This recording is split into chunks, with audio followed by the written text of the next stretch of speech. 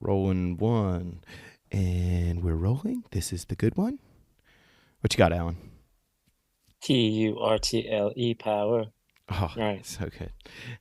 Sakura, give us a test. Testing, testing. Yeah, that sounds good. Welcome, one and all, to the Saber Martial Arts Podcast. We're pushing 60 episodes now. One of my favorite things to tell people. So that's really cool. And today we have a very special guest. I pretty much say that about every guest, so I'm not going to lie. I say that about every guest, but that's because we always have special guests, and tonight is no exception. If anything, it's an exception in the opposite direction. We have, okay, very special to my heart. As a karate person, this is going to be like one of my favorite episodes. But, Alan, why don't you go ahead and introduce our guest tonight? Oh, absolutely. So, this is my sister in arms. She played Mariko in Shogun's stunt show with me in San Diego Comic-Con last year. This is the one, the only national champion medal collector, like all around badass Sakura Kokumai.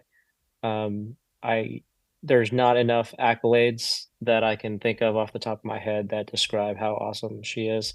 And now that she is hearing all this, she's probably blushing. So, what's up, Sakura? Hey, how's it going, guys? Thanks for having me. Yeah. Oh man, It is an honor. yeah, Thank truly. Obviously, I've never met you. Alan is the lucky one in that regard. Yeah. But Oh why yeah, don't she was in this little thing too. She was in this little get together called the Olympics. yes, That was the thing. that That was was the the thing. thing that happened one time, Yeah. and Yeah. we'll definitely touch on that because if anything can tell you about the rigors of competition, it would probably be competing in the Olympics. Hmm, hmm. But Sakura, why don't you kind of fill in any of the gaps that Alan didn't hit when he was glazing you there? you. No, he did a pretty good job at it. I was gonna say, I wish my intros were that cool. No, I mean he kind of introduced me pretty well. Karate athlete, Team USA, Olympian. I won USA Nationals multiple times. And also have won the Pan American Continental competition multiple times as well. So yeah. And what was Yeah. your final result in the 2020 Olympics? 2020 Olympics, I finished in fifth place. So I competed, I won my elimination, got myself to bronze medal match, and that's where I lost. So it was a hard pill to swallow at that time, but I don't regret a thing about that day. But So that's a tall like glass of water to drink. So Mhm. like why don't you kind of start us off a little bit, run us down, because correct me if I'm wrong, were you not the only female represented from the United Yeah, States? I was the only female that was there from the US. So you're already in an uphill battle in a sense. You got nobody from your own country to support you in your division, really. Mhm. So what is that like for you? How did you get there aside from like years and years of training and so forth? Kind of immediately in that moment, how did you end up making the team and competing, and what was it like for you? For sure. It was a long process because, like any other sport, they send out one athlete per country. For karate at that time, because it was a new sport, there was only 10 slots per category. And one was taken by the host country, Japan. So technically, the entire world is fighting to be in that nine empty spots. Right. Um, the competition year started at 2018, January. So over the course of 2018, 2019, beginning of 2020, we were competing almost every 2 weeks. And where So would you every, compete? Sorry to interrupt you. Would you compete like no. at specific Olympic qualifying events, or would it be other tournaments that would qualify you? Exactly. Yeah. So there was a league called the Premier League. Mm-hmm. Basically it was a competition it was specifically for the Olympic qualifiers, right? It started off in January in Paris Open, and then we would go to Dubai in February. Austria, Turkey, Morocco, Japan, Chile, all these countries, all these places, there were competitions, and we all knew which one we needed to go in order to secure points, Mm-hmm.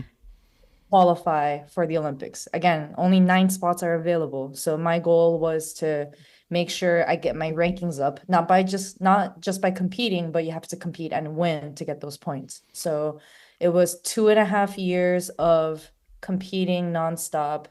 Basically, it's not a sprint, it was a marathon. When it came to competing for qualification. Obviously the journey started way back before that, but it was hard because at that time there was not much. Um, I don't want to say it wasn't organized, but there wasn't that many resources available for us. Okay. And there was no blueprint, right? Because karate was never in the Olympics in the past. So it was about individual athlete figuring it out as you go. Yeah. But again, you're competing in these tournaments, treating it like it's a world championships every 2 weeks with travel, with training, and trying to be better every 2 weeks in a different country. So Jeez. with that being said, it was very taxing, not just on the body, but more mentally. I feel like I never been tested that much when it came to the mental side. But at the end of the qualification, I just ended up being the only last female standing. And Yep. there were many other female athletes next to me from the US that were traveling and competing, but none of them were able to make it. So then actually competing, Mhm. what was that like for you? Had you ever competed in Japan before? There's a lead-in question, if you will. Yes, I have competed. That stadium where the Olympic was hosted Mm-hmm. is called the Budokan, and it's one of the most historical martial arts venue in Japan. Right. We went kind of going back to how I started. I did my undergrad and master degree in Japan, and I did half of my life in Japan when it came to school. Okay. So I competed there as a college student. Again, Japan and karate, they have their collegiate league. So I was an student athlete, Ah, okay. being a student training. So that venue was nothing new to me. I knew all the ins and outs, all the secret doors, you know. Yeah. So in a way, it was a coming home story. Sure. Sure. It was a full circle. So it was as perfect as it could be. So then what did you study in school? Undergrad, I did education, and for my Okay. master's degree, I did international studies. Okay. So then let me ask you this, unless Alan's got something he wants to jump in with. Oh, I was just gonna say that must have helped you going from country to country for your thesis. Oh, For yeah. sure. Oh, yeah. Yes. You knew what I was doing. Oh, Yeah, yeah. yeah, For sure. Collecting all the data that I needed. yeah. Multitask. Yes. Time management. Yeah, yeah, yeah. So Which then, is very, very important actually, because actually that's one of the things that we were going to talk about is like managing your time with a competition schedule must have been rough.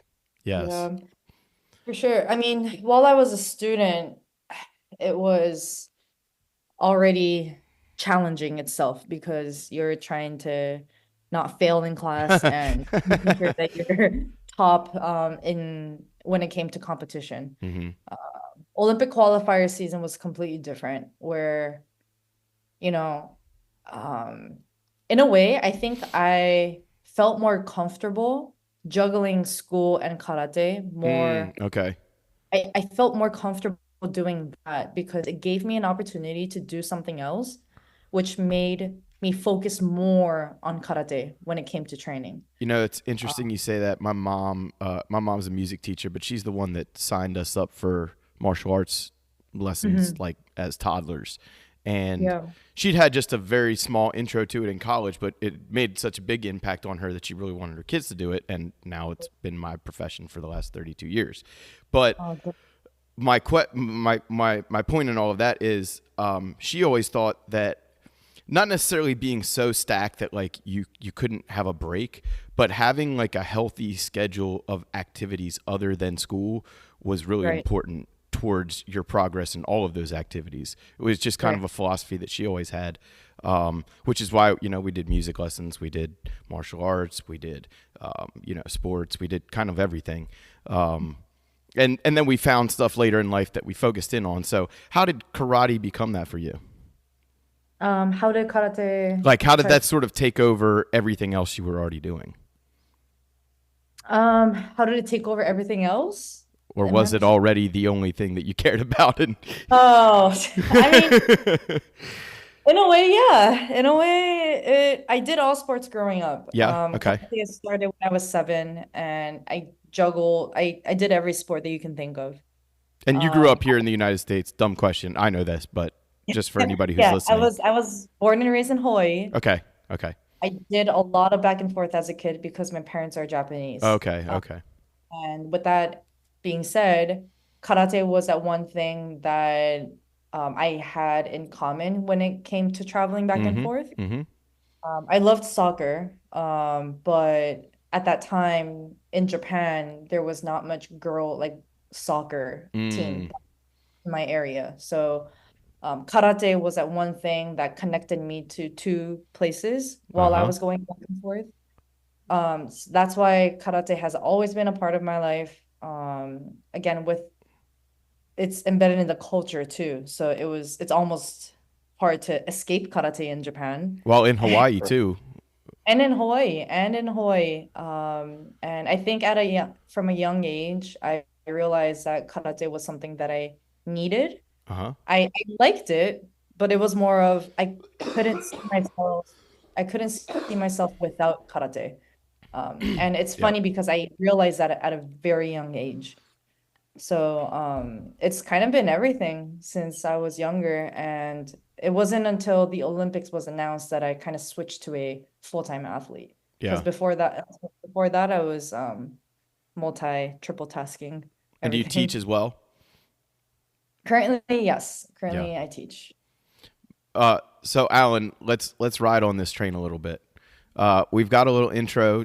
We figured out how she got into the Olympics. You had to harvest medals the hard way, and you've been doing this hard, difficult thing for many years. So, if I would say, like, what kind of got you into the competitive side to the point where, like, for me, competition was never something that I really cared much about as a competitor, but as a coach, I really enjoy helping other people get, achieve what they want to achieve with competition. So what made you kind of migrate or gravitate towards the competitive side?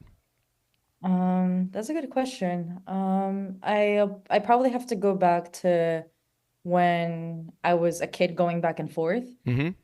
Japan and karate, like I said, you can get scholarships to high school, to get into college, to get into a good corporate, like to get a job, to continue to do karate. So it's almost difficult to not compete when you're in that environment.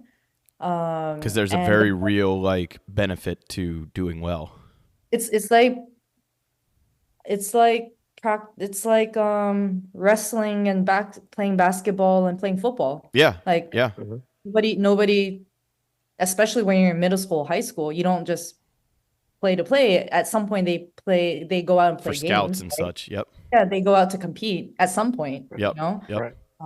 So it's the same thing.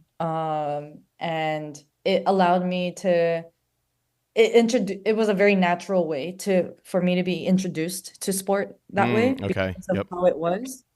And it obviously helped because the senseis and the instructors in Hawaii were like world champions. So if anything, I was copying and mimicking whatever competitions they were competing in. And I just happened to be good at it too. So the thing is, I wasn't the most fastest or strongest kid. And what I loved about karate is that I was able to measure my progress much better or in an easy way compared to other sports. So that's how I ended up sticking to karate. And it just gave me more confidence as a young girl because I was like pretty quiet. was more of an introvert. So going back to me realizing that I needed karate more Yeah. than I wanted to do it, it always falls back to that because training for competitions, right? Whether I lose or win, it always gave me something, some kind of feedback to do better the next Uh-huh. competition. Uh-huh. So that goal setting process, and continuing, like being dedicated and pursuing something that's kind of bigger than what you Mm-hmm. think that you can achieve, that mindset is what karate is about. So that's what my senseis in Japan and Hawaii have instilled in me, and competition was just one way to measure that process. Mm-hmm. Yeah. Uh, So, in that, like, when was it? So you decided pretty early on that yes, I want to do this. What Mhm. was it that uh, made you go, yeah, I want to do this for, you know, um, for the Olympics? yeah. Um, okay. So I made the US national team when I was 14. At that time, my Humble brag. motivation was, wow, I can travel around the world without my parents and compete and represent the US, and And do I guess martial arts for a living. and no, not for a living. Like I was No. 14. So Yeah. there's no money in karate. Right, right, because it's all at the amateur level. There's no money in it. So Right. it's more of, wow, like I want to do this, Mm-hmm. right? Mm-hmm. Obviously, as I got older, I believe when I was 21, I medaled at the World Championships. That's when I realized, wow, I'm actually good. I got myself up to the podium next to all these amazing world-class elite athletes. From there, again, Olympics is not even in the story, right? Mm. Right. I'm still in school. I believe karate was announced to be in the games when I was 25-ish or 26, 25. Let's say 25. It could be different. But that was the time when the entire world found out that karate was introduced. Basically when Rio Olympics happened. So Right. 2016 Yeah. is when we found out karate is in. So That's my awesome. dream to compete in the Olympics was not existent before that because there was There was no nothing there. Yeah, Right. there yeah. was no Olympics. I just did karate because I loved it.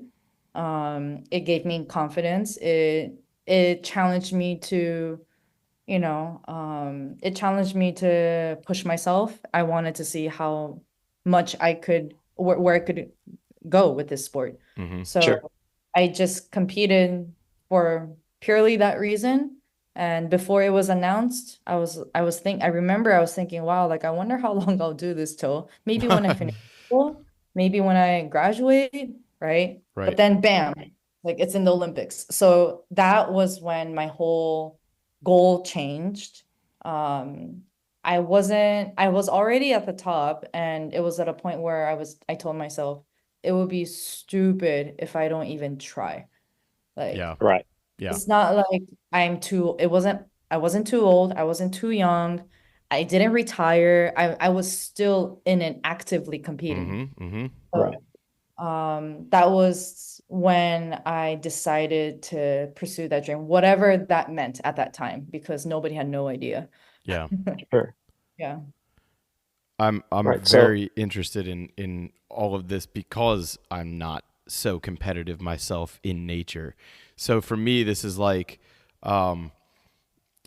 you're doing all the stuff that I've always liked to do in my life, but you're doing it at this level that I've always observed and looked up to and kind of watched from the sidelines. So for me, this is very cool to like kind of figure out what makes a real competitor tick like that. Right. right. Well, as that being said, what was that journey like going, oh, okay, I'm gonna aim for being an Olympian. What Mhm. is what's the mentality going in? Like, as you said, it was like, oh, it wasn't even on your mind, but once it was on your mind, what happened? Did you Um, become the most selfish, ridiculous person ever? No, I'm just kidding. I'm just I kidding. mean, I, as a competitor, you have to be You have selfish. to be selfish. Yeah. Yeah, I was You leading have you to on with that be one. you have to be selfish. I always like remind myself and tell the younger kids too, like you can be selfish, but don't be selfish where it hurts other people, you Yeah, know? Right. yeah. You have to put yourself first. I think Selfish, that's the but best. still humble, I guess. You have to Mhm. you just learn to put yourself first. Hmm. And I think that's a better way to put it than selfish. Yeah. Um, but in terms of mentality, how I treated competition, I believe was in a way the same. I was competitive. My senseis has taught me how you train and how you compete. That routine is the same. Hmm. And I was very fortunate and I'm very grateful that I was surrounded by amazing senseis and athletes Hmm. because their what's the work ethic, right? Their mindset. That was something that I grew up watching. How you train in the dojo, how you prepare, how you set goals. Yes. It's the same thing. The scale of what you're training for, it just becomes bigger. Hmm. From competing since 14 to boom, Olympics, now training for the Olympics. That mindset has not changed. If anything, it has upgraded probably over the years because you have to mature and you have to learn to, you know, put yourself in a higher place because you're training for the games. Yeah. Uh, but I think I learned more about grit. You have to be patient. You have to be able to have short-term memory too, because you will lose more than you win. And if you dwell on all the times that you have lost, then you you won't make it. Hmm. So in terms of mentality, again, I would say it has been something that has been taught since I was 7 years old. Hmm. And that has probably hasn't changed. Very cool. What's the so because of that, a lot of this we've talked about is pretty much you going through your journey, but really it's you didn't have a team. It was you. It was Yeah. just, going through, your competitions and stuff like that. You had to self-fund probably. Yeah. And Yeah. there was like you're traveling on your own dime. There's the whole thing about, sacrifice and being able to do that stuff. Did you feel like there was anything that you could have done that was not better, but like if you now could speak to yourself that was going to the Olympics or training for the Olympics, how would you now teach you then? Like what would you coach or do you, Mhm. have any advice for that person? Yeah, that's a good question. It was self-funded, which is the reason why I was working at a corporate company after I finished school, Hmm. because I did have the vision of me going to the Olympics, but at the time there was no structure or resources that was available. So I was working in the office and then jumping into training. Yeah. Once it hit like the middle of the Olympic season qualification process, the we started getting support from the Olympic Committee because of my ranking too. I was placed like higher in the world ranking, which was the qualification system to get funding. Sure. So that helped me travel to these competitions. Um, right Nice. now, again, no funding, so it's kind of back to zero. Yeah. Right, right. What I would tell myself, I would say, I think at that time I was too worried about what other people thought. I was too Mm. worried about all the things that could go wrong, and I was just worried about everything else but my performance, you know? So I would say just don't be scared. and be yourself, How much of and that? don't be afraid to speak up for yourself. I How much think of that that do you think had to do with age at the time? a little bit. I think it had to do with the age, Hmm. but it's not like I was, 21, 22, at Right, the not time. like a kid. Yeah, I was already 26, 7, 28. Hmm. But I think age, but it was also the resources and access that was available. Again, everybody was playing the one-time card. Nobody knew what was Yeah, happening. yeah, yeah. There was nobody that I could ask or look up to help me navigate how it all worked, you Sure. know? Right. Yeah. There was no, in history, there was nobody in karate, in our sport, have competed every 2 weeks traveling to a different country in this Right. high level. I have never Yeah. seen my sport progress so much in short period of time. The Sure. way Right. athletes changed, especially I saw it change in a faster pace in a bigger way in other countries. Italy, France, Turkey, Japan. Everybody was traveling as a team. They had their own physio, they had their own nutritionist, they had Hmm. their own everything, right? So over the course of those 4 years, our sport has changed so much with a short period of time. And navigating that by myself definitely was challenging. But again, I think the grit and the patience that I have learned as a kid helped me get through those things. Sure. Yeah. So let me bounce off Alan's question. He kind of said, like, what would you tell yourself or somebody who is kind of getting in that position where they wanted to take their training to the next level in competition? What about, and I specifically bring this up because tonight I had a private lesson with, she's in her early 30s, and she does like MMA and kickboxing with me, mostly private lessons because just that's the way her schedule is. But she spars a little bit, and she's recently expressed interest in trying her first competitive sparring event. And so whether they be kind of, she's not old by any stretch, but on the older end like that, or younger, teenager, Mhm. something like that, somebody who really is kind of a beginner in many ways, but still wants to compete. What would that look like for them? Don't half-ass it. Mm, mm, Go for yeah, it. You know? yeah, I set your goal, set your intentions, and put everything into it. Everything, not just in competitions, but preparation, right? yeah, Because that's the hardest part. So I think it's great that people want to challenge themselves to compete because I think that's where you see the most growth sure.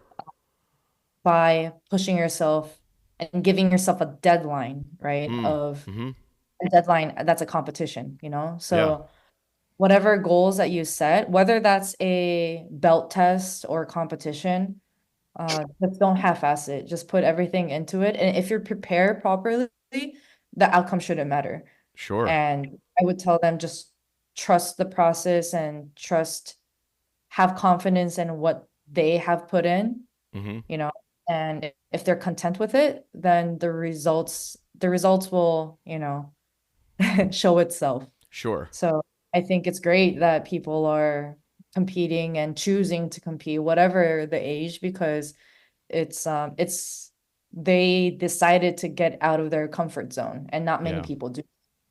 Well, I So even told her like I wouldn't mind tossing my hat into a geriatric competition if she decides she's going to compete. I would mhm. I would consider showing my gratitude by putting my name in the hat as well. And I don't know what that form that would take yet. Would I compete in kata or do some sort of kumite myself? So maybe that's another thing we can kind of go down. Obviously, anybody who's seen any of the footage of you on YouTube, a lot of the time you're shown competing in kata competition. Is that the only thing you compete in? Do you also dabble in kumite or anything like that? Have you? Would you? Why don't you? If not, give us the rundown on why kata has become kind of your specialization, if that's the case. Yeah, for sure. So in the competition that I competed in and at the Olympics too, there was kata and kumite. Mm-hmm. And obviously kumite has their own weight category for male and female. Kata is just male and female, just Sure. two separate events. I love kumite, and I have competed and made the team for both kata and kumite when I was a junior, so 14, 15, 16-year-old. Mm-hmm. Those 3 years I have made the team for both. After that, as much as I loved kumite, the results wasn't showing that much compared to kata. Sure. And training is just very different.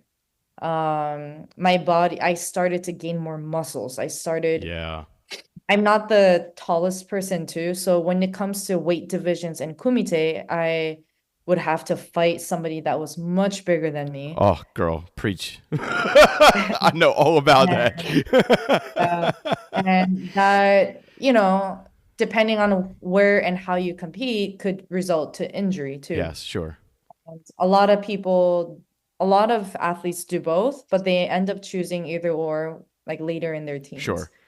So for me, it was, I don't want to say I was forced because I loved kumite, but kata was that one thing where I was consistent, where I saw myself growing more and doing better. And I kind of had to put kumite to the side, but I still practice in the dojo when I can. I was going to say, I'm sure you still spar a bunch and for sure. I love it. Love to do that. But that was another little interesting bit of advice, a little bonus tidbit for anybody who caught it. Like, you had to make a decision. Like, that's a lot of times with kids training, like their parents would be like, well, soccer, and then you have black belt training. So like, it doesn't have to be kids, but a lot of times with kids, and it becomes, you got to make your decision. You're like, we're going to keep doing martial arts. Are we going to stick with soccer? Are we going to stick with this, that? So like, even at as an advanced competitor at an older age, you still have to make these kind of decisions that like, to decide between things you love, or, like between children almost. Pick your favorite child almost, it sounds like a tough pill to swallow in a sense. So how hard is it for you now? Like, do you miss competing in kumite as much? Do I miss it? I miss the hype. I miss like that it brings. But I also know the level of kumite in competitions, and there is no way that like I would do it for fun if I want to compete. But these are like, think of it as like track, like short distance and longer distance, like marathons and sprints. Mm-hmm. Two completely different training, two completely different muscles, yes. Two completely different ways to approach, where in kumite you have to learn to reach and you have to learn to kind of use your distance, where kata you have to be a kind of a powerhouse. You have to can't over hyperextend everything. So once you get to a higher level, then your body just does not adjust well to both if you want to do well in competitions, is what I'm saying.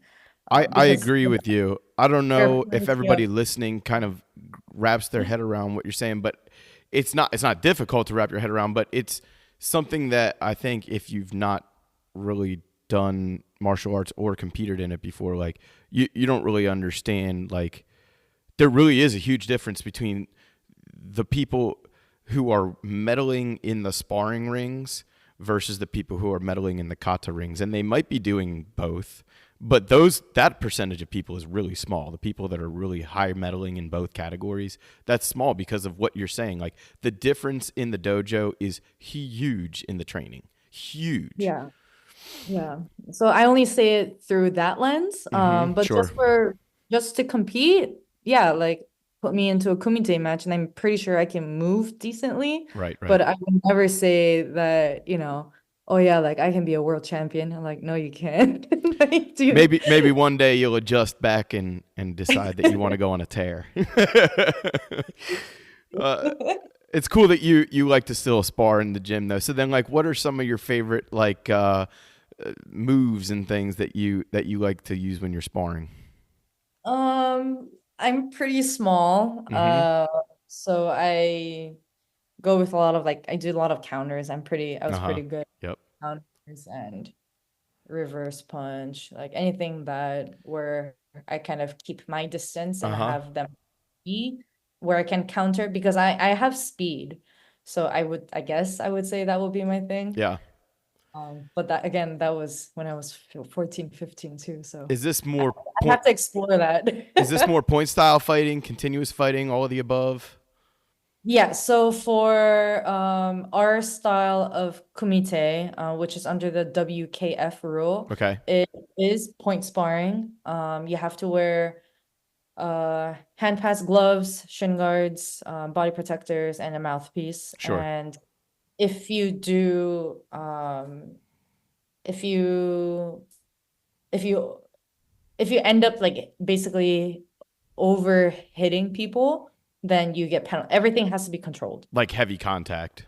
Yeah, no heavy contact. Yeah. Yeah.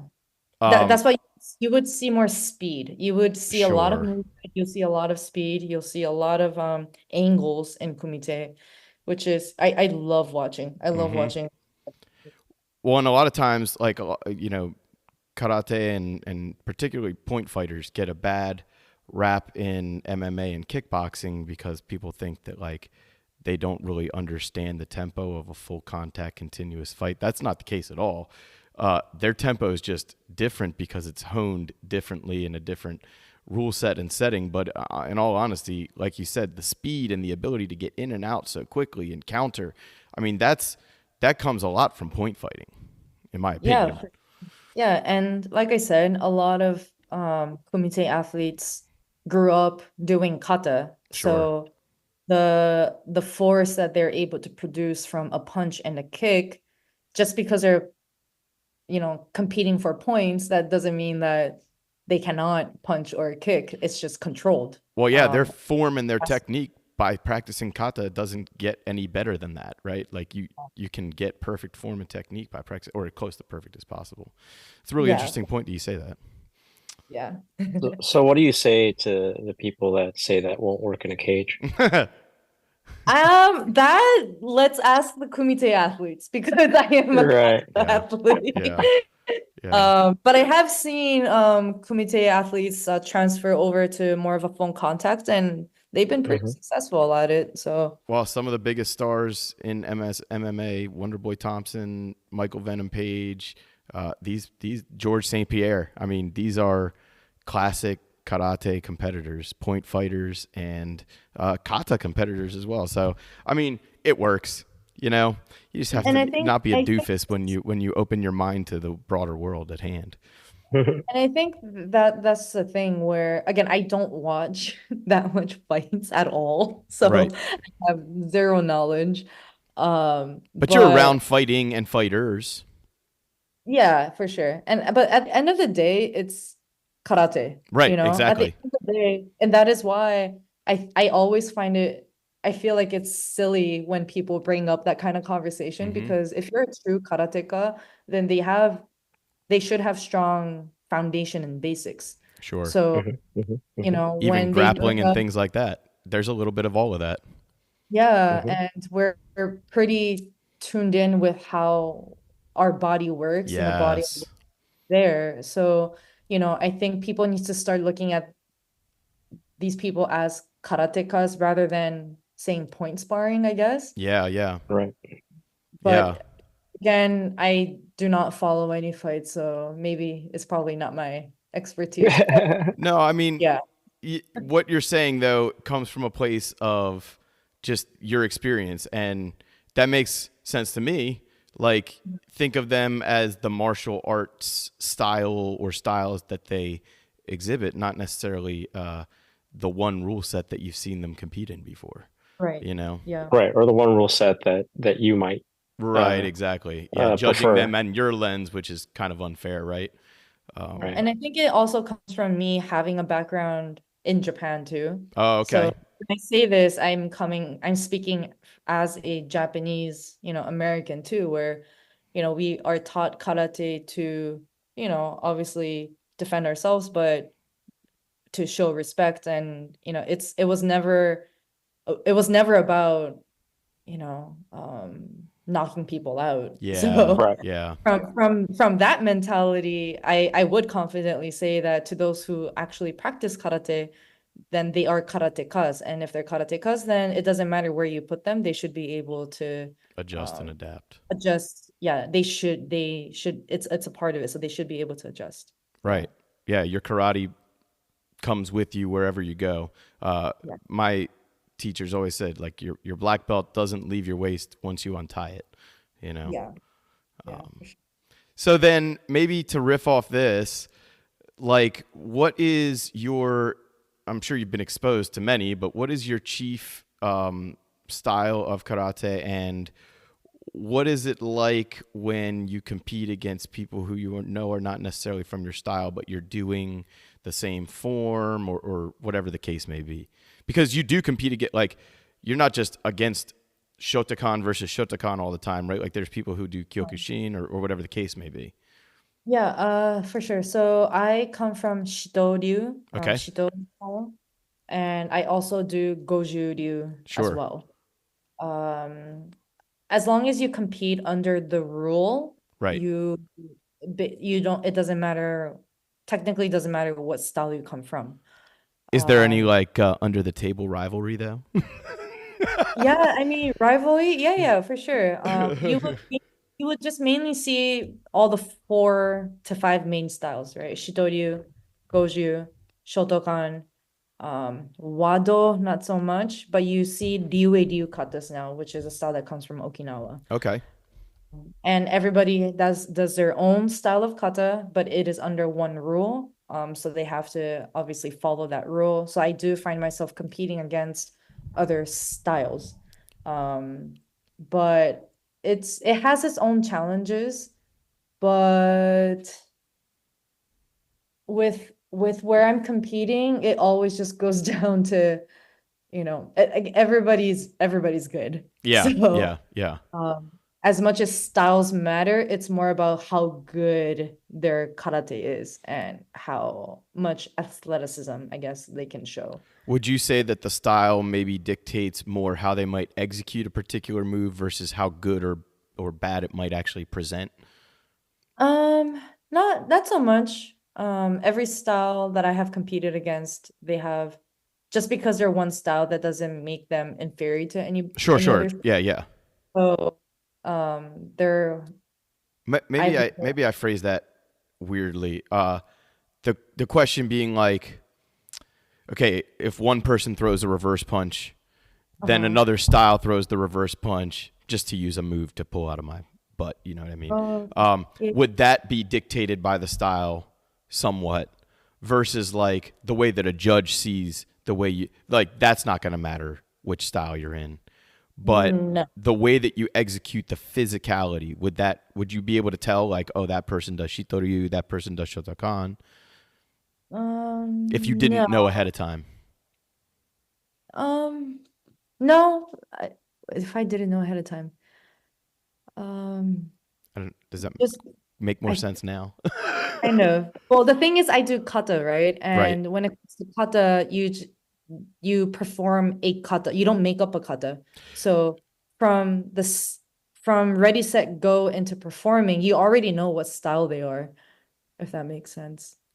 Yes, and I don't know if like, let me put it to you this way, and I still don't know if it's gonna change anything that you're saying. I'm not trying to change what you're saying. I'm just poking around a little bit. When I watch fighting, because lately that's more of what I've been exposed to. That's more of what my environment is fighters and fighting. I can tell right away, within seconds usually, if they've had Taekwondo training, if they've had some karate, if they've had Muay Thai. Now those are bigger differences in style But that's kind of my question. Like when you see them do that move, does like, oh, all the toes point this way when they come from the Wado school or whatever, or is that kind of like not really an issue when it comes to that level of kata? Not really an issue. Okay. I Okay. guess I would say. Yeah, because yeah. Well, it's not as personalized as fighting. Fighting has a personal style. It's like you can't really get away from that. Yeah, fighting, you are fighting against somebody, which is more of a combat. But kata, you go into the ring and perform your kata. It's only So fighting against yourself in that regard. yeah, so there is the strategizing chunk of it when it comes to Sure. competition. But then again, you already know all the competitors that are competing. We all know each other. Like Yeah, that's another good point. if somebody new comes in, it's either somebody that comes up as a junior athlete or somebody that, that just pops out of nowhere. And, we always make sure we do our homework too. So Yeah. yeah. That's a good point too. Yeah, I mean, you wouldn't really go in not knowing who you're going to compete against if you can help it. Exactly. Yeah. Yeah. That goes for fighting too. You're always watching tape. You get your bout agreement ahead of time. Yeah, that all makes sense. Yeah, for sure. All right, Alan, what you got? We're having a good time. Sure. Well, that leads me to asking, like, if there is a let's say in 10 years you decide, hey, you know what, I'm going to be a judge at this at the things I used to compete in. Is there anything that you have seen that you would like to see more of in competition? Good question. Is there anything that I would like to see more of in competition? Yeah, or just like, you know what, I would like to see um more of, less of, is there anything in your competitions that you would like to see as a positive change, negative change, anything that would be like, hey, you know what, I always wondered about this particular thing, but maybe one day when I'm just deciding not to compete but judge instead, we'll do it a different way. Yeah. Ooh, that's a good one. Um, you got me thinking here. I know, I come up with the hardest question. Well, how do you feel about the judging situation? I mean, as honest as you can be without hurting your future prospects. No, it's very subjective. All right. Yeah. And Right. everybody who's competing at the top, everybody's good. Right. So Right. it's sometimes hard to differentiate what's good and what's not because it's a subjective sport. It's up to somebody else. Yeah. Yes. Right. And that is the same for many other sports. Sure.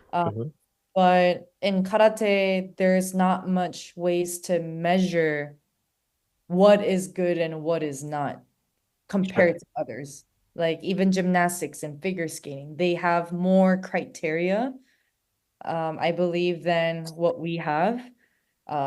So it's very subjective. So when it comes to what I want to see, maybe hopefully a better system where it's less subjective or try to figure out a way where we make can the criteria more clear or something. Yes, exactly, where we can measure it better. I think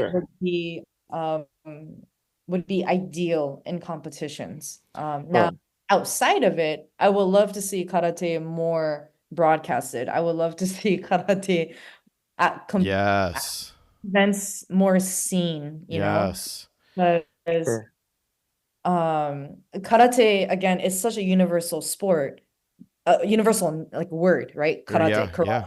It's a universal name, but I feel like it's also really divided too. So even when it comes to the Olympics or any other competitions, not many people know what's going on. So not many people sees what we like, they don't get to watch it. Yeah. So I would love to have, people be more aware of what we do in tournaments.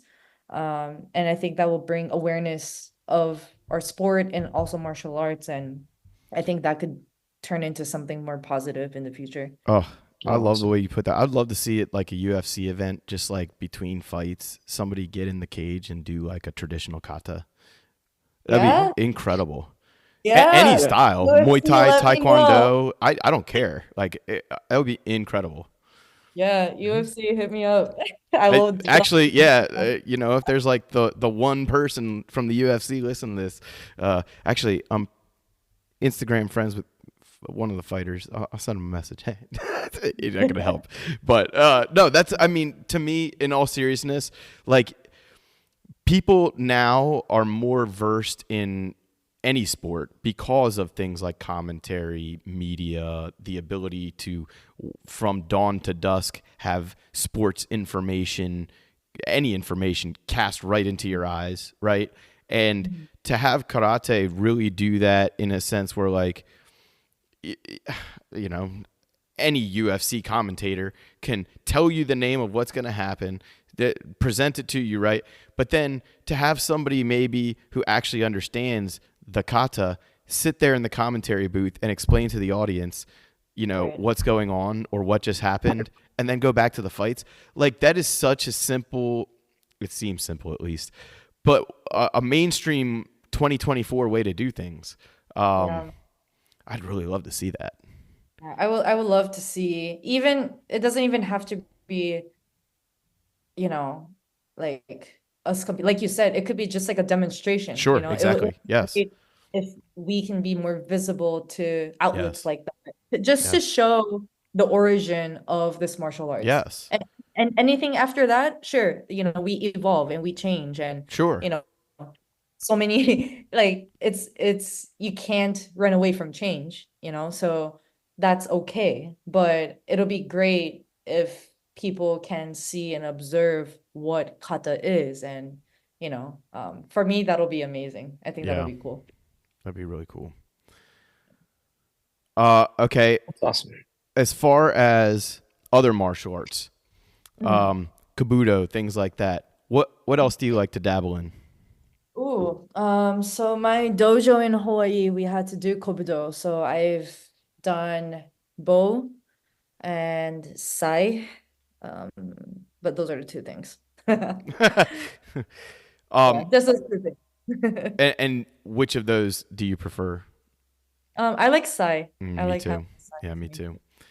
Yeah. How do you feel that weapons training has helped your empty hand styles? It helps tremendously. I know I should be doing more of it, but the way you use your core and how you use your body it allows you to focus more on what you need to focus on when you have weapons in your hands. Oh So yeah, I think a little I danger is a good teacher. yeah, I need to do more of it, but it definitely connects to kata as well. Well, Sai in particular are a very like it's very easy to take what you know with empty hand stylings and apply it to the Sai. Um, of course, it has its unique things about it, but if you can already use your two hands pretty well, put a couple of Mhm. daggers in them, you'll be okay. Um, Yeah. so what would you like to do more of weapon wise, or what weapons or other styles of other martial arts would you kind of like to taste? Um, Ooh, that's a good one. I mean, I want to brush up on my weapons again, so brush up on my size and both. And other martial arts. Is there anything that kind of like It's gonna fr- be very not I wouldn't say off topic, but I always wanted to do kendo. oh yeah. Yeah, I always wanted to do Nice. kendo. Yeah. Yeah. What's got your is it because it's such a heavily competitive sport? Does that kind of like really get you in on that one, or is it the sword style itself? What is it about kendo? I've been to all Japan Kendo Championships when I was Okay. there, and I just love the atmosphere. I think there was something special about it where like the entire venue was pretty much like dead silent, Mm. and all you hear, like, I don't know, it's just a whole atmosphere. I thought that was pretty cool. What would you compare the vibes of like a kendo competition in Japan to in America? Nothing. I don't know. I can't think of Not even the anything. Green Bay Packers can compare. No, nothing comparable. Wow. Wow. Yeah. Like, Yeah. that's a funny thing to hear, but I think for anybody listening, like, if you don't really grasp what she said, like that, it's very serious what you're saying. Like, it's that big of a deal for them. Oh yeah, for sure. Yeah. Full stadiums. Yeah. Yeah. All martial arts competitions are full stadiums. It's always packed. Very cool. That was I don't know why I didn't expect that answer out of you, but I didn't really expect that answer. I thought you might say like judo or something like that, but I don't know why I didn't expect kendo to be the answer. Very cool. Very cool. Yeah. Alan, what you got? If you had any advice, and I know you teach kids a lot, Mhm. for somebody that hasn't done martial arts before, like Yeah. what's the first like what's the first step? Like what would be like, hey, Sakura, I'd like to do this martial arts thing. What would you tell somebody that was just like interested? What would I tell somebody that is about to start martial arts? Yeah. Or Whichever thinking martial art about it it and is. maybe hasn't dipped their toe in? Yeah. Um, Or how would you ooh, convince them that trying it would be a good idea? Right, because ooh. obviously you travel the country and you teach a bunch of kids, you Yeah. know, You're clearly a and they proponent of people trying martial arts. yeah, Yeah. so like what advice would you give somebody, that was thinking about maybe trying something out, trying For sure. any sort of weapon or open hand martial art? Yeah. Oh, I think martial arts, especially karate, is such an amazing way to kind of reflect on yourself.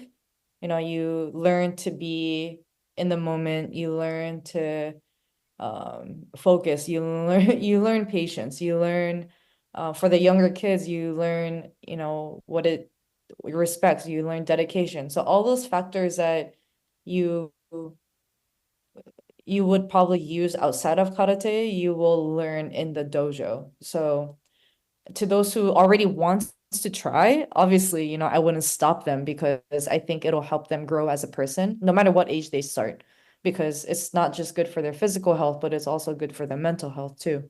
To those who are hesitating, it depends on why they're hesitating, but there's nothing really to be afraid of. I have met people who wants to try, but their first word is, but I'm scared. And I think that's, I was you going to know, bring that up if you didn't, so keep going on that. yeah, and I always tell them there's really nothing to be scared about Yeah. because, uh, and if you feel any scared, maybe they need to go to a different dojo. I don't know. There you go. But because it's true, it shouldn't bring fear Right. when they walk Right. into a dojo. It should be a safe space, you know? Right. Well, So, nowadays, your sensei's not making money if they're scaring people out of the dojo. sure, I guess so.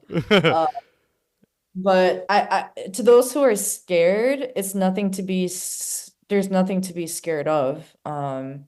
If you go to the right dojo, you're not learning to knock somebody out. You're learning to defend yourself and use your body. You use what you have, Yeah. right? Right. So you have nothing to be scared about. You're going And to get in better shape, period. You're going to get yeah, some mental clarity once in a while, at least, right? yeah, Period. yeah, Um, that should be enough for a lot of people, but some people, that walking through the dojo doors is very difficult. They can watch from the Yes. chairs. They can tell the person at the desk, I'm thinking about trying, but actually right, going in the room is so difficult for a lot of people. Right. Right. yeah, I've seen so many people want to start and they let other things get in the way of them starting, Oh, right? Because I need to lose a few pounds before I try anything or this and that. How are you right. going to lose a few pounds if you don't try something? Yeah. yeah, And yeah. I really want to do this, but Yeah. whatever that becomes. What's your rebuttal to Um the butt? right. Yeah.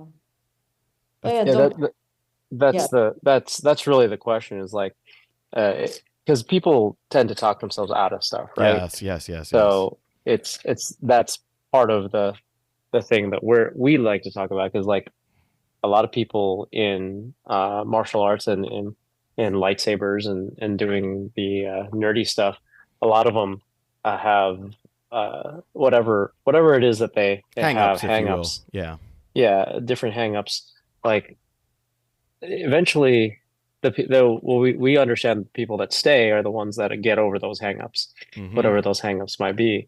But is there anything that you in your experience have seen through competition and through like being in the dojo most of your life, like have seen people do and just experience wins and victories that they didn't think they have done? I Mm. mean, yourself included, if Yeah. you lump yourself in with that. Yeah. Wait, so what was the question? Sorry. Does anything come to mind Uh-huh. uh, of like victories because of martial arts, um, like in your dojo or in things that you've seen from people doing martial arts that they didn't think might have happened unless they did martial arts. Right. Like, for Um, example, you have the biggest example is like, hey, I never thought I was going to be an Olympian, and here I am in the Olympics. You know what I mean? Is there anything that you've seen other people, not or yourself, besides the Olympian thing, experience because they started martial arts? Maybe it doesn't even have to be as big necessarily as maybe it's just like, oh, this oh, 55-year-old guy got his leg above his hip. yeah. I would say the big thing would be confidence. Yeah. Mm-hmm. See lots of young kids that come in that starts to gain confidence because they have continued with practicing karate. Yeah. Nice. And I myself have also obviously benefited from, practicing karate and having confidence in myself to not just compete, but also get to a point where I can say, "Ooh, maybe I can try out for the games." Yeah. Right. And that would not be possible if I was not in martial arts. That's why like martial arts teaches so much, so many things like beyond the art itself. It teaches again, like it teaches you humility, it teaches you respect, it teaches you dedication, right? And to those younger ones, especially in competition, we see a lot of athletes having a hard time juggling school and sports. And that is the same thing for any other sport Mm-hmm. too. Right. But the biggest difference in martial arts is that kids cannot get scholarships by practicing it. So it becomes challenging to keep those athletes in the game. Yeah. But we also have those athletes that just love karate and they continue to pursue it. And we have a lot of young, junior athletes that are thriving right now, representing US and competing and traveling. So I think as long as you love what you do and you understand what karate can provide, it really doesn't matter if it's in the Olympics or not. Karate itself is such a beautiful martial arts that I think everybody will benefit from practicing it, no matter what level. Mm-hmm. That's Yeah. That's fantastic. awesome. Yeah. What would be your like let's say somebody came up to you Mhm. today and said, "Hey, you know what? I'm starting. I'm going to be starting a karate class. Like, what's the first thing that I need to do besides show up?" Oh, what else? Yeah. Yeah, that's the I, thing, right? That's the hard part. Mhm. I Yeah. don't Is know. I there don't think is there any sort of like, hey, you know what? When you get to XYZ, we really you're really going to have a good time. Is there any recommendations or anything like that like for no. example, when Yeah. people come to my kung fu school Uh-huh. and let's say they want to lose weight, etc., Okay. everything like that, but it's like for me, whenever they speak to me and they might have seen me, do drunken fist uh, in a demonstration or done a weapon, it's like a lot of times they're like, can I start that? It's like, well, actually you have to actually go through a lot more training before you can even think about starting that sort of Right. thing. Is there any recommendation? Because the first two things, right, is overtraining, right? Right. For a new student, Right. you have people that are so eager that they want to do it 1,000 times, but their body's not ready for it yet. Okay, I see your point. Yeah. I would say, gosh, don't I rush know. things. Your sensei Don't knows rush things. Yeah. your sensei knows what he or she is saying. Yeah. Listen to your sensei and don't rush. I Nice. like that. Nice. Because I think compared to other sports, we operate in not just ranking and not just belts, but there is a reason why we have those systems, right? Like we can't just jump from zero, like a white belt to black belt. And there's a reason why there are belts in between, because you have to build the fundamentals to be able to execute certain movements, right? Right. And I think I realize this too, especially with the younger ones, that they want things so quick, like they Right. want things right away that it makes it difficult. And I would always point out it's the same thing for any other sport. Those athletes who are successful have solid foundation. So don't skip on the foundation. And as much as it is tempting to want a different color of belts and try new things, you have to be okay with doing the boring things first. So Oh my God. Say it louder for the people in the back. yeah, you have to, and that's where Well, and keep doing the boring things over time, right? Like that's the part that I find difficult for people who've even just a year in martial arts. They're like, do I still have to practice this thing? Like, yes, you do. yeah, and I think that's where Shut up and get in your horse stance. I mean, that's where the mental side is being tested too, right? Like how much, patience are you willing to have to pursue this martial arts? And I recently have started to see how difficult it is to explain that to people too. Right. Yes. Right.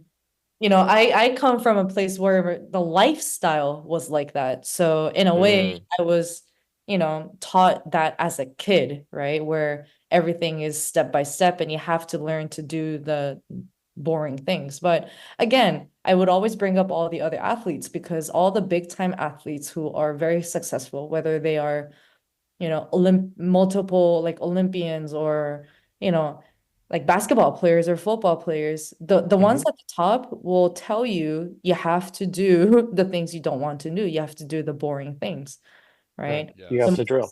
The most You just successful have to people drill. do the normal things probably more just better than anybody else.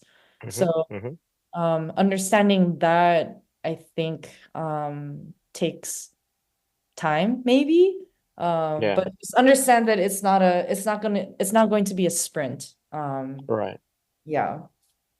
Right. Yeah. It's a big thing. As an Especially for instructor, people it's starting. hard, I'm sure. Yeah. Well, that's why I bring it up is because like number one, they see somebody as accomplished as you, right? And they're like, how can I be you? How can I get to that point? And it always sounds trite, but when we hear it from you, it's always better. You know what I mean? Yeah. It's like because there was there's a story. I don't know if you heard the story because I don't remember if I made it up or not. Of when you got when you got the call to do Shogun, you got a text message. You went out, you won nationals, and then came back and answered the text message. Yeah. Like, was that actually how it happened, or did I just make that up? No. I was at nationals. I was at nationals, and that's when I got the text. So yeah. And then she won nationals, everybody, and then she was like, "Okay, I'll be on a plane." And then, I'm coming. yeah. Wait for me. Did you compete this year in the U.S. Open? Which U.S. Open? Well, are you? okay, so yeah, I know. The golf. Yeah, The golf no. one. So I know just like recently they had the U.S. Open. Now I don't know if that was more sport karate or what, but Probably open circuit, no? I think. okay. I think it was Yeah. on ESPN 8 or something like that. Yeah, The Ocho. that's the open circuit one. No, I Okay, didn't yes. Okay. yeah. So then let me ask you this. Being as you're definitely known for your traditional competition, how do you feel about things like sport karate, XMA, tricking, and their place in competition? That's a Ooh. broad question that may or may not win us some hearts and minds. I'm always amazed of how big those tournaments are. Yes. Right. Yes. Do you Um, compete in any of those bigger tournaments that may or may not affect your rankings? Normally no, No, I do I not. didn't think so. I have in the past, Mm-hmm. I got invited to this one US Open, I guess, competition, but normally no, Right. I do compete. I think there's a lot of things that we can learn, I guess, when it comes to organizing events like that, because like I said, every time I see and go to those events, I'm always amazed with how many people are there and how it's, hyped up for Yeah. each competition. Yeah. So, All I think, ages, yeah, all all ages, styles. styles and groups and whatnot, right? Yeah. Yeah. So, So how do you feel about the actual style of sport karate, and like do you think it's good for martial arts? Do you think or I don't know. I don't want to put you on the spot or in a hot seat necessarily, but Mhm. like I'm sure there are a lot of traditionalists who don't like the idea of what's happening with XMA, sport karate, things like that. And then there are a lot Right. of people who are involved in sport karate that are like, what's the deal? I came from traditional martial arts. Right. So Um, can you speak to that dynamic at all? um, I've been to those events, and they're very different. Yes. Yeah, yeah, absolutely. And I think everybody just needs to stop comparing, like Yeah. especially Because it's a different sport, right? it's a different Yes. sport. It's just different. Yes. Yeah. I think Because no, go yeah, ahead. go ahead. You finish. You finish. I don't know, because I was gonna say with those open circuits with the tricking, they that's what it is, Right. I'm always amazed. How do you guys jump into a black belt from that one position? Right. Right. And you still And have like excellent side kicks and reverse punches and stuff. yeah, like you're very athletic. Right. Yeah. You have to But respect that. yeah, but that doesn't mean that we're not athletic, Right, exactly. So I think people just need to stop comparing, and it's just different rules and different sport. And I think we have to realize that karate has evolved so much from when it started in Okinawa, Mhm. then, to how it spread in the US and how it became Hollywood and how it became more commercial, Mhm. right? Mhm. There's just so many factors into it that if people just stops like arguing and comparing, I think we Yeah. will be in a better place as a sport, because we have, if you count the population of karatekas in our country, I don't know, it's probably surpasses over many other sports, It's funny that you Right. say that. I was curious what that might actually look like, what the actual percentage would look Like, like. let's forget how people define what karate is. You know what I Sure, mean? yeah. Like that's just a different argument there. That's a different conversation. But if you count everybody who says that they do karate, they do karate, right? Yeah. I don't know. That's a lot. I think That's a there's a lot. lot. Yeah. Well, I'll tell you right now, I teach kids kung fu on Mondays and MMA on Tuesdays and Wednesdays, and the parents all call it all karate. It's like Right. it's all karate to them. Yeah. Even my wife, who knows the difference between all the different things, just, hey, do you guys have your karate shirts on? Right. So it's interesting that you say that. I'd never really considered that. until kind of just I now. think once people start like accepting that change and progress over the years, I think that's when, I don't know. Like if people were to say like, no, this is karate, then I would probably say something different. But Do you think that the Olympics has any sort of impact on that this is karate thing?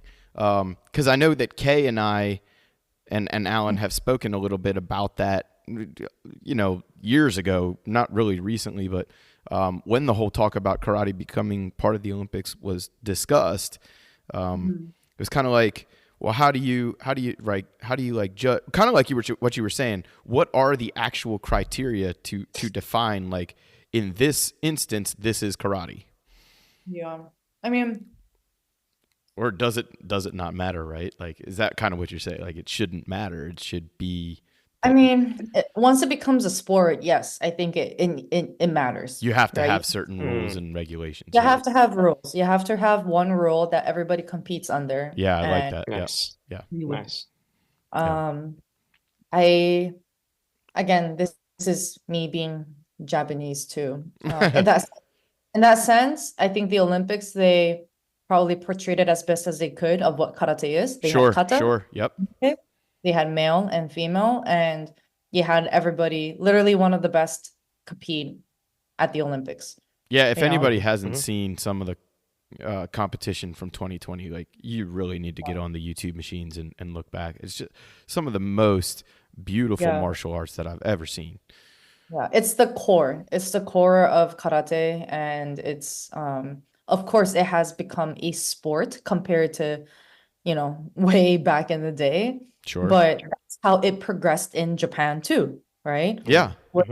How it started as, as a martial art, it became a college sport, and then that became a bigger sport. So it's still new, when you look down, when you go through history of karate and competition. Yeah. And I always find it difficult, especially when I have conversations outside of Japan, when they say, oh, like, sport karate and traditional karate. My definition of sport karate and traditional karate is very different. Oh, interesting. Like, traditional karate is what my sensei does, meaning senseis in Japan, meaning, you learn how to literally block and kick and attack all the weak points in your body. Self-defense for real and all that stuff. Yeah. In my mind, that's traditional karate. That's traditional karate. What I do is sports karate. Yeah, interesting. So when people say, I got used to it. So when you say it in a different way, like, I understand what you're saying. Yes. Right? Yeah. When how people define what traditional and what's not, like, it's confusing. Yeah. Some people say that I do traditional karate. Right. Wait, that's kind of what I was implying, right? Like, I called you traditionalist. If I do traditional, then what's sports? Yeah. I thought I was sports because I competed in the Olympics. Yeah. Well, I love that you kind of laid that ambiguity out too. It should kind of be fun to kind of come up with your own definition that way, but also, like, I think coming from both sides, like, I consider myself a traditional background, right? But, like, I've competed and I do train people for sport and what have you. But, like, I feel like having been to those larger American competitions, Amerikick and things like that, like, the people who are really involved in tricking and all that kind of, they started out doing, Pion Shodan and so things like that. They started out doing what we would call traditional. And a lot of times I feel like they don't look down on the other side of it as much as maybe they get looked down on themselves. But I also feel, and maybe you can correct me on this or riff on this, is I feel like sometimes America gets a little bit of a bad rap for sportifying martial arts. Yeah. But you did say, like, in Japan, it's an even bigger deal, the sport aspect of it. So Yeah. What's that all about? Let's unpack that a little bit. Honestly, I think we're off to a great start because we're actually having a conversation about it. Okay, yeah. You know? I'm a big personal, like, I'll just come out and say, like, I'm a huge proponent of martial arts being developed in America and other places, obviously, but like I Yeah. love having that identity as an American karate stylist. Like, to me, Yeah, that just, sure. it's American Kempo. It started in your home and Yeah. came to my home. And Yeah. that for me is both of your homes, which is really cool for me to kind of like have that national and personal identity. But like, what is that like for you as a competitor, as an American? You also identify as Japanese. Like, what is all this like for you? Man. For me, and it's always like amazing and fun and fascinating to hear stories like you too, because everybody has their own history and story of how they started, you know? Mm-hmm. And for me, karate was that I learned karate as a Budo, the martial arts that came from Japan. And all the, I guess, commercialized American style of karate is something, in a way, to be honest, new to me, right? Where I had to relearn and teach myself that, no, Sakura, like this has a history of its own too. Yeah. Where and it's true. Like we can't Well, ignore especially the now, fact it's been that, almost 100 years of martial arts in America kind of taking root. for sure. Or For sure. maybe more if you consider like some of the things that the Europeans and the railroad workers and things brought from other places in the world. So Yeah. So just kind of having an open mind to understand that. And for me, again, like how I would love to treasure and respect where and how I started in my karate. And I think I know I'm in a unique place where I am an Olympian in karate. And, I guess with my personality, like I'm pretty open to things. As stubborn as I am, I always like to learn and try to be open yeah, to things. I think, there's just needs to be more conversation like this rather than, you know, like people, I guess, like pointing fingers of what is and what's not. Maybe, American style of karate that people need to understand that has a history of its own and yeah, how it got there and why people started and how karate practitioners grew up watching American style karate and, how they came out to be as being their own instructors, So I think the more we understand that, then that's when things will probably start changing too. Here's a funny question. You answer it however you like. Does Okay. Japan have McDojos? No. Hard no. Hard no. It didn't take too long. No, I mean, I think that's where a lot of the negativity towards American martial arts comes from, and it's deserved in many cases. If that's why, I don't disagree with that at all. But that's why I asked you that. It's like, well, at a certain point, we do have to. You made me think for a little bit, but no. Yeah, yeah. You need to maintain quality, and it's good to hear that in the home of this that they maintain quality. But that's, I think, the bigger takeaway for the American side of it is like you have to maintain quality, whether you're in the Americas, Europe, you're in Asia, Russia. I don't care. I'm trying to think of like Italy. These places where martial arts really, like, especially lately, like, just it's blowing up all over the world in a lot of ways. Like the resurgence of traditional or what I would consider, traditional, sportified, whatever you want to call it. It's popping up a lot more. You're even seeing it with like MMA fighters who, like Brazil. There's a huge karate culture in Brazil, and it's only getting bigger lately. A lot of people who did Muay Thai kickboxing before are now starting to incorporate karate training. I have a friend who earned his black belt from my dad, and he now owns a Muay Thai school. It's like the blending aspect to me is like whether it's MMA or just like like you said, keeping an open mind and everybody keeping that open mind, I feel like this is the place where that has happened more than anywhere else in the world. You've traveled a lot more than I have.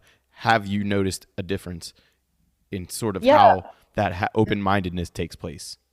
Yeah, I mean, I've traveled a lot and I've seen many dojos, and like you literally just explained, we have to understand that like when you ask me if there's a McDojo in Japan, my answer was no, because it wouldn't survive.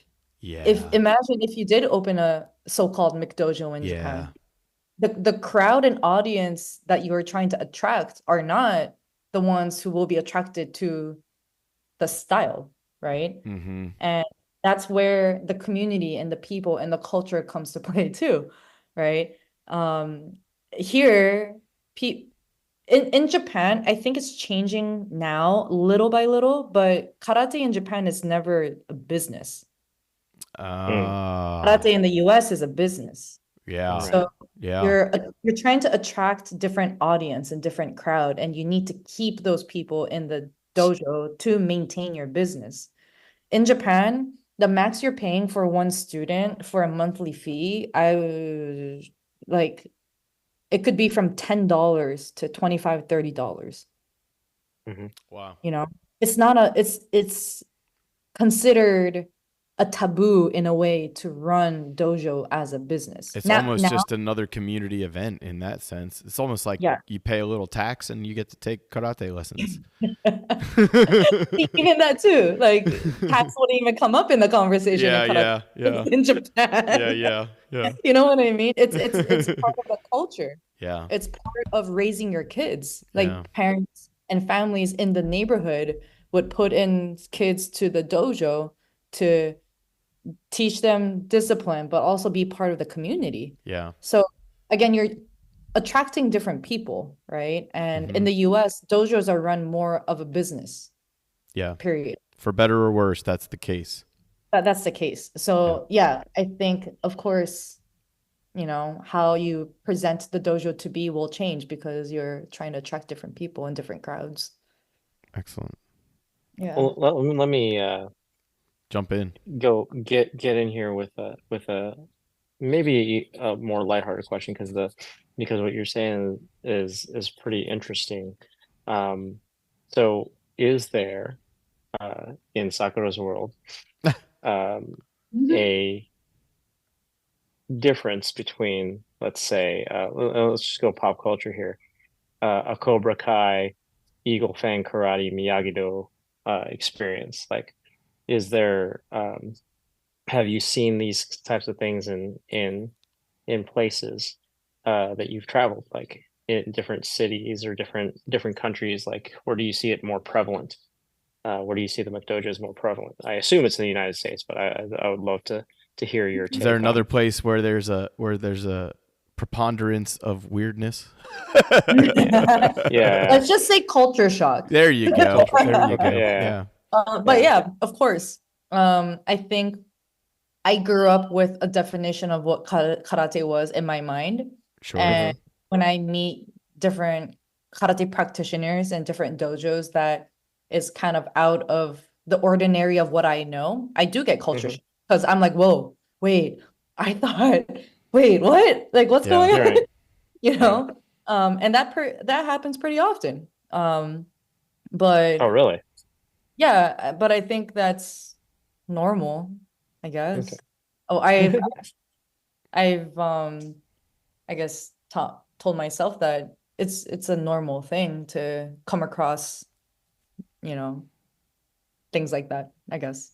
Things that are going to test your sense of normality. Yeah. Right. Again, like I do come from, you know, training in Japan and having Japanese roots. So I have to understand that, you know, it's not always one way. There's multiple. Right. Yeah. Right. So that being said, who are we rooting for? Eagle Fang Karate, Miyagi-Do, or Cobra Kai? Wait, there's three? Wait, what? What are the I'm I not guess I'm more Miyagi-Do, I guess. Yeah, so in the show in Cobra Kai, Uh, Johnny Lawrence opens up his own opens up his own karate school once Cobra Kai is taken from him. So he called it Eagle Fang Karate. So Oh, okay. See, I don't watch so Cobra but Kai either. The it's only yeah. the only Not my Karate Kid it's I a was into was the one with Hilary Swank, and I'm sure you can guess why. speaking of which, what recommended karate movies? Like, do you actually, or is it just kind of one of those things Oh like yeah. Oh yeah, we I can totally hit into the nerd section of this podcast yeah. right now. I mean, I would say the old school Karate Kid movies are my favorite. Really? Okay, cool. Yeah. What's like a martial arts movie that like maybe a guilty pleasure? Like for me, I love the movie Ninja Assassin. I don't know if you've ever seen that, but that is a I have not badass seen flick. it, but Oh, so good.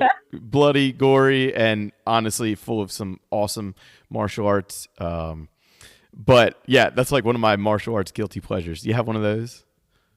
oh, that's a good nothing. I don't know. I'm pretty basic, I guess. The old school Karate Kids I mean, and that's a guilty pleasure for a lot of people. It's cornball Hmm. movies. yeah, and any like Jet Li movies. I don't Oh know. yeah, yeah. Nice, Yeah. nice. You familiar Yeah. with Mark Dacascos? Mark Dacascos. He was on Iron Chef America as the chairman's nephew. He did Oh, okay. but he's a martial arts movie star. He's been in all kinds of martial arts movies. Another good one for you See, is this is where I fail my no, nerdy martial arts this test. is good. We're gonna now we're gonna indoctrinate you into the true geek world here. Yes, Um, Mhm. and he's in a movie called Only the Strong. Alan, I'm sure you've seen Only the Strong. Yep. Oh, he learns First time I've ever capoeira heard the and words he gets in capoeira. street fights in capoeira. It's incredible. Okay. So there you go. I There's gotta two check that martial out. arts guilty pleasures for you to get involved in. There Yeah, you go. Yes. yeah. You will if you make it through that movie, you'll start you'll have every once in a while like the song that they sing while they do the Yes. Jenga will just pop in your head for no reason. You're I'm just singing like, it in my head right now. yeah. So spoilers, but yeah, you'll be like, oh, why did they tell me to watch this movie? Now this song's in my head. Yep. But it is a banger of a movie, and it's one of those things I tell my friends that yeah, every once in a while, whenever I look at my phone and it's one of my students, I'm like, is it going to be an only the strong situation, or oh, okay, cool, I just want to double check on graduation, you know. Oh. So it's one of those. Imagine the movie Lean on Me, with martial arts. That's basically what this movie is. Okay. Okay. Not nearly as good, but still really fun. Oh But man, I just saw yeah. recently he had posted. I follow Mark on Instagram, and Mhm. shout out to Mark Dacascos. The guy is like, I don't know if he's 60, 65. The guy is like learning Muay Thai right now. Mhm. He's been doing jujitsu. He's Yeah. posting his workouts on YouTube. The guy is shredded, looks incredible. He's doing his kata on mountainsides in California. Like the guy looks Yeah. incredible. I wish I was half that spry at my current age, which is about half of his current age. So, yeah, shout out to anybody like Alan's earlier question about like some of the benefits that you've seen throughout the, like, if anything, I think I am way physically advanced from where my dad was at 36, right? At my age. And like my dad did martial arts at 36. He was probably a green or brown belt at the time. So like, but he had done that from an advanced age where like his body didn't work hardly at all anymore. And then all of a sudden he's like training for a black belt, you know? So it's not really lighthearted or geeky, but like what kind of things like that do you see on a regular basis that like maybe somebody who doesn't do martial arts would be really like stunned and shocked to see, but like for you, it's kind of par for the Oh, course. The level of like body awareness, I was Mm-hmm. told that I'm really, I guess, I mean, after anything that I do, I was like, yeah, of course, like you're a full-time athlete. I was like, I guess so. But practicing karate, it really builds, you need to have mobility, right? You Yeah. can't like be stiff or anything. You have to be mobile. It builds strong core balance. It teaches you probably everything that you need to do anything. Mm-hmm. Uh, so I don't know. I mean, I just recently came back from Hawaii. Well, today actually. And had a surfing lesson, which I enjoyed. I loved it. And everybody's like, damn, like you have good balance. And I'm like, I hope so. But I think karate just like builds that strong body awareness. Yeah.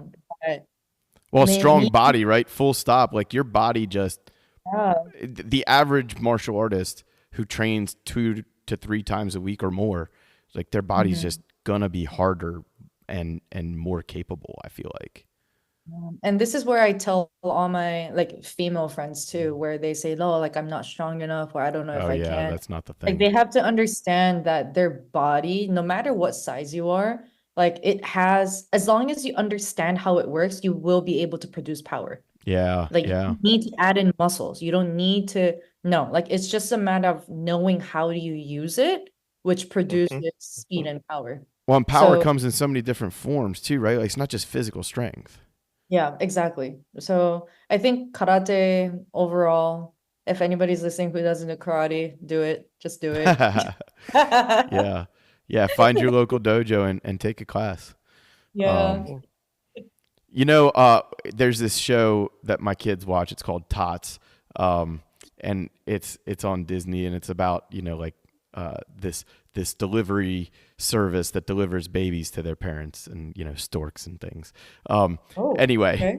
but they have this thing called a no thank you bite, and I have gotten more vegetables down my children's throats using no thank you bites, and the idea is even if you don't think you're going to like it, you take one bite, right? And you say no thank you if you don't like it. And if you do like it, then you're glad you took your bite, right? Well, I feel like it's the same thing with karate or martial arts. Is like you actually have to walk through the door. I know it sounds crazy, but like you can't just watch from behind the glass and expect that like you're going to know if you're going to enjoy it, you're going to know if it's going to benefit you. You're going to have no clue unless you take a no thank you bite. Yeah. Yeah, for sure. I didn't realize how many people would just walk in and not join the class. Like I did not know that side of it. Oh man, Right. I see it every week. Yeah. Every week. What makes them stop though? They just become hesitant. Like they, Depends on the age. For a lot of times in my experience, and I'm sure Alan, you can talk about this too, but at least yeah. briefly from my experience, it depends on the age. Like a young male, it's hard not to get them in unless they're like kind of timid and scared. Otherwise, like young males, I feel like they want to join in. They want to give it a try. Maybe to their detriment in some cases, a little hot under the collar. Young Depends on what they're females, looking for. what's that? It just really depends on what they're looking for. Yeah, yeah. If they're like, if they've never really had like any sort of combat or full contact sport, like they didn't play hockey or football or anything, didn't wrestle with their dad or whatever, like, or their mom. Like I feel like the younger females though, when they don't walk through the door, a lot of times it's more of that, what you were talking about, like how is someone else going to look at me? How are they going to think that I look doing this? Yeah. Really young females though, like under 15, I'd say they're ready to go. They'll do anything I ask, and usually they'll pick it up pretty quickly. The under 15 female crowd is like some of the easiest students I have to get them to try it and to get them to stick with it. Yeah. And then adults, that's the real one. And Alan, again, you can probably talk to this too, but like for me, the hardest person to get to walk through the door is the adult. Like, oh, I'm out of shape. Like, that's what do you think you're here for? I never done this before. Right, exactly. You're never gonna do it if you don't walk through the door. So I don't know, Alan. Like, she asked what would be the reasoning. What are some of the reasons you've seen? Oh, you pretty much said it. There's two things that people want answered when they walk through the dojo. One is, can you teach me? And second, can I learn here? Um, Two different things, right? Because Yeah. if you can be the best martial artist in the world, but not be a good teacher. Oh yeah. Right. You could also, be the best teacher in the world and not be a good martial artist. It's Yeah. a whole thing. You do have to walk the line and find the balance between what that is. Also, you have to be able to just kind of see if this is what they're actually looking for. Because sometimes most people don't know what they're looking for Yeah. when they try out a martial art, right? Yeah. Because some okay, so most of the young males are going to be like, yeah, I'm going to fight in the cage. I'm going to be like, the next Anderson Silva or the next, XYZ. Like, Man, I don't even know if they know okay, who Anderson Silva is anymore. Poor right, bastards. that's true. But dating myself Oh on my my mixed martial gosh, arts poor bastards. Not analogies. yeah, no, it's not your fault. You called out one of the best. But it's one of those things where people are inspired Mhm. to check it out, Right. but it's finding that inspiration why that resonates with them. Because for a lot of kids, at least in my experience, a lot of kids are dealing with bullying or Oh my dealing gosh. with a confidence issue or dealing with whatever it is, and their parents have them there. I mean, I've had parents come in thinking it was a form of punishment to take their kid to kung fu. I'm like, we are not the right school for you Yeah. because that's not what we do here.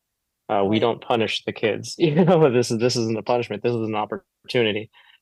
So it's really dependent on what it is they're looking for and what experience they're stalking out. So, one, can I learn here? It's a huge one, right? And then can you teach me? It's like, is this exactly where I want to be? Because a lot of people, again, don't know that they don't know. Right. They've seen the Karate Kid and expect, Mr. Miyagi. Oh, it costs how much? Oh, I'm sorry, I can't afford that. That sort of thing. Or, whatever it is, all the things that tell you, oh, I can't do that, those are the exact reasons you should, Right. right? Because because when you say, hey, I can't afford this, it's like, well, can you afford a triple bypass? I mean, you're a 65-year-old man looking to get some activity, Yeah. because your doctor tells you you should get some activity. You Yeah. should probably do this, you Yeah. know, or you just saw your um, family member or friend have a heart attack because they didn't do anything. You walk through my door, you called me, and this is your opportunity to do it. So if you're telling me no, and we've gotten this far in our conversation, really you should ask yourself, do you really want this, or do you want to continue to, you know, uh, my teacher always called it, you know, my teacher always called it dying slowly. Like, do you want to spend the last 20 years of your life dying, or you last 20 years of your life living? So, it's very important to do that for an adult. For kids, it's literally like, okay, what is it that we want out of this? What is it that you want to do? Because then if you're trying something out for your kid, first of all, hey, martial arts is one of the best activities you can have your kid Oh do. my gosh, Awesome. incredible. Good for you. Incredible for your kids. Good for you for recognizing that this is a thing. But two, if the kid doesn't want to be there, I don't want them in my class, right? If this is a thing where you have to fight Mm. with them to be there, well, obviously this isn't for them. Whatever it might be, whatever their hang up might be, though I know they can probably do it, though I know they enjoy it once they're in here, it's okay that they don't. You can't force them to like it. It's either they like it or they don't. And now my kid, who's 4.5, he just doesn't know any different than doing Yeah. kung fu. Mine too. So yeah, so it's like one of those things. It's like how Sakura, you said it's your culture. It's a thing. Yeah. If I could find you know uh somebody teaching kid's Scottish bastard hilt, basket hilt sword here in Phoenix, he'd be in that class too, because that's his mom's side. Right. If I could find a Doce Pares eskrima school here in Phoenix, which if any of you know if there's a Doce Pares school here in Phoenix, I've looked, I can't find it. Yeah, I've looked, I can't find it. But that's the province that my family is from in the Philippines. I could find a good Kali school out here, but it's also not exactly what it's not exactly what I'm looking for, even though it's really good. So it really depends. And kids are so much harder because not only do you have to teach the kid, but you have to also teach the parent. And it's very much that sort of thing that you were talking about, Sakura, is like, you just do it. And like what you said, Mark, just take a no thank you bite. Let's go through it a couple of times and then see if it works. That's why a lot of schools actually do a trial run, right? They do like a 3 to 6 month thing where you can just take the classes and see if you like it. And if you don't, then we'll see you. Have a great life. But you gotta at least show up for that. And let me tell you, that's tough. I've talked to thousands upon thousands of parents and families and prospective students and stuff like that, and there's always a reason not to show up. Hell, I've been doing this for Sakura, you've been doing this your whole life, basically. Pretty much, yeah. Yeah. So I've been doing this since I was 5 as well, and I think Fode, you've been doing it since you were 4. 4, yep. Yeah. So we are a bunch of grizzled old veterans here talking about this, but if you've never had that culture in your family, it's such a, like what you said, it's a culture shock. Like, oh, you actually can just show respect to everybody else. Well, and you're welcome into the culture as a new member of the family. Like with martial arts, that never goes away. Right. I'm sure, Sakura, like, have you seen where, like, I'm sure, like, you're welcome in any dojo you go to as long as you follow the rules, right? Like, yeah, absolutely. I never had any issues with any karate dojos. Unless you were going to compete against somebody, maybe they didn't want to let you in behind the closed doors. But no, I've never had any. And when I say I train in different dojos, I train in different dojos, like all over the place. I'm sure, because when you're traveling, you don't have a home dojo, right? Like you've just got to find a place to go train. Oh, when we travel for competitions, we train in the hallway of a hotel. Yeah, yeah, that's the dojo, right, for the day.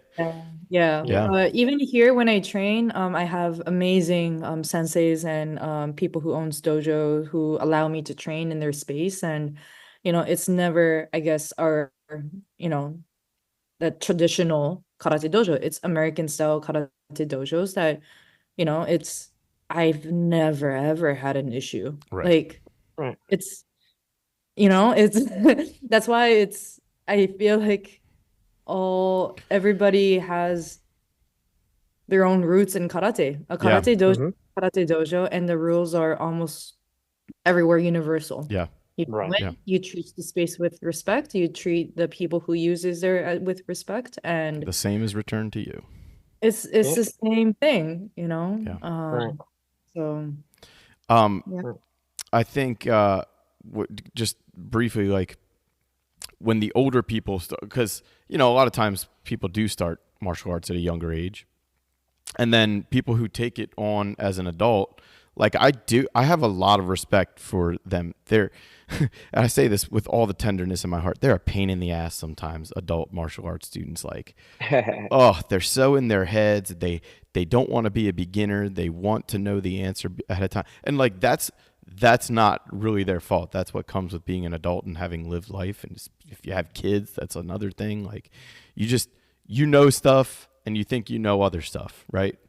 But to have the respect for yourself, the humility to just go in and try something new and then start to understand, like, I don't know everything, but I sure can learn. And maybe this like really young person that like has been doing this as long as, I've been a banker or whatever the case is, like I've been a banker for 25 years, but here's this 30-year-old kid who's been doing karate for 25 years. Like, Right. Anyway, my point just being, regardless of what time you come in, that place, that family place at the table, that always exists for you as long as you maintain decorum, so to speak. And it's not that hard to do. But I have one of the only respect. places you can do that, though. Oh, yeah, exactly. Yeah, exactly. And the other place I found that is, I never had, my whole family did martial arts, but I, like you said, I've been part of that since I was 4. So, like, I never knew anything else. But when I got older, I took up bow hunting as what I consider another martial art. And that is something that nobody in my family did. I had no mentors. I had to go in as a white belt to the archery shop and let that guy teach me everything he knew in the amount of time he could.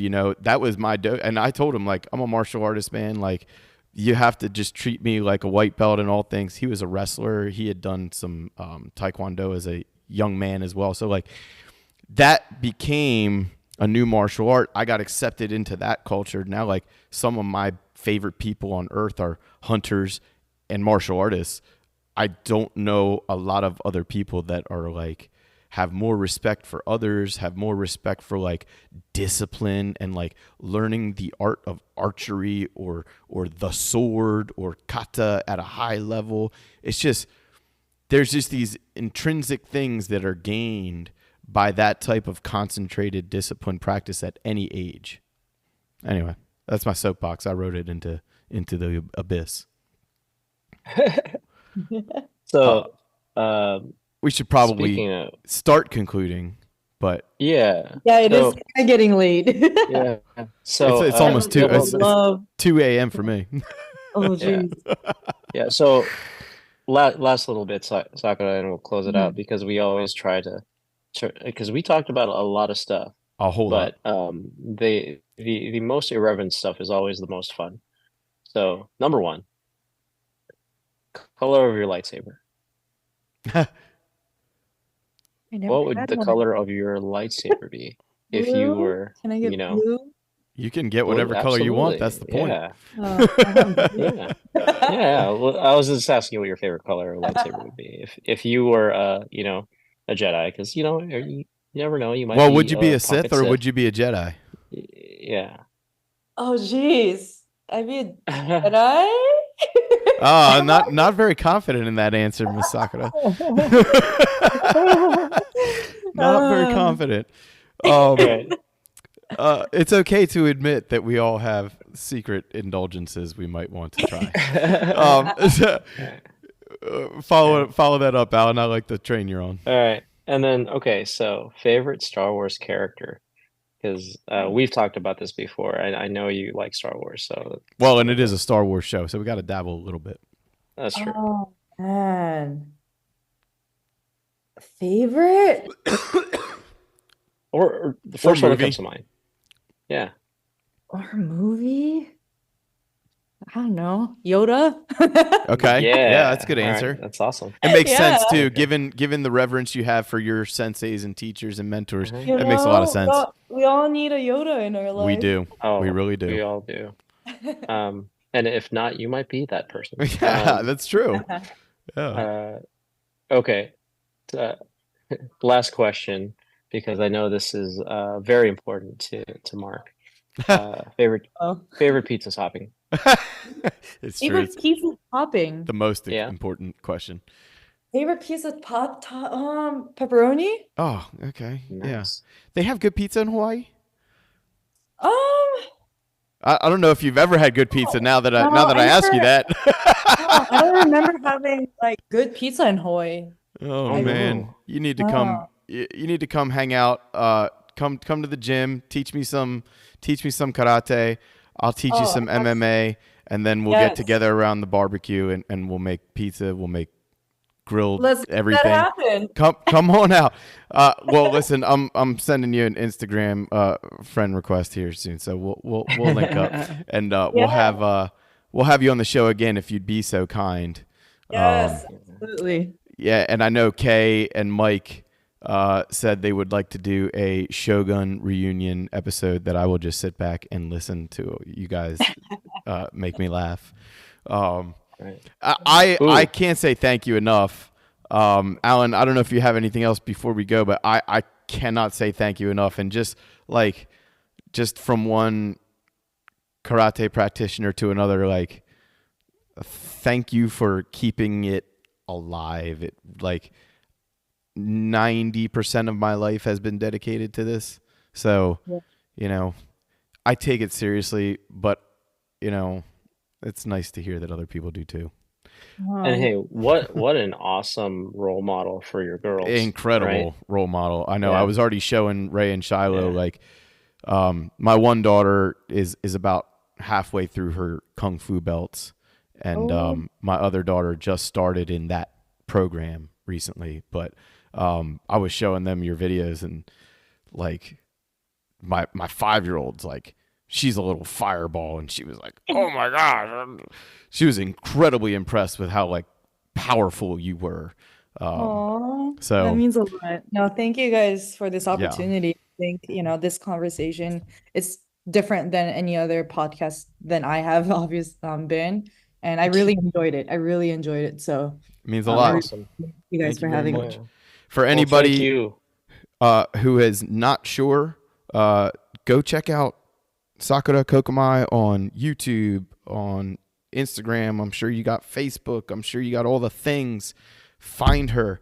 Yeah, find me, follow my journey. It's gonna be pretty crazy next year. So I try to be active on my social media. So go ahead and follow me, and maybe you'll see the other side of karate that might make you guys want to try. And if there's a competitor out there who'd like to get in touch with you, maybe pick your brain a little bit, is there a best way that you like to interact with people?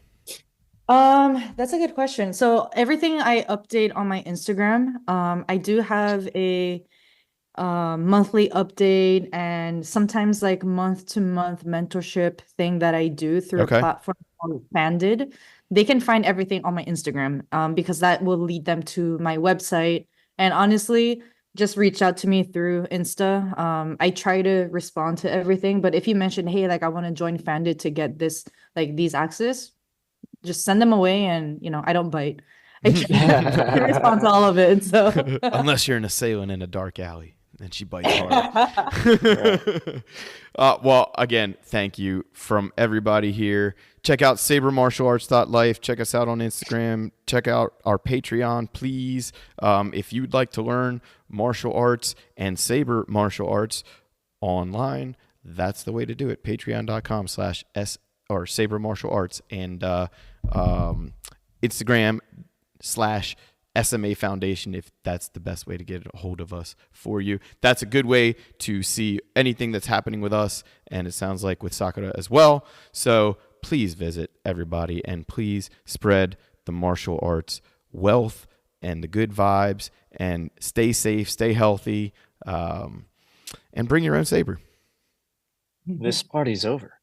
Aw, thank you guys.